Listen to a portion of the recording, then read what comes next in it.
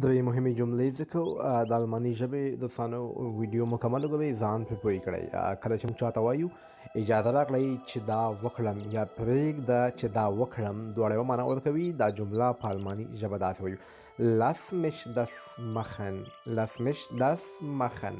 اجازه راکړئ چې دا وکړم او کله چې موږ وایو پرېږده چې ویې ګورم یو څه اجازه غواړئ وایي اجازه راکړئ یا پرېږده چې ویې ګورم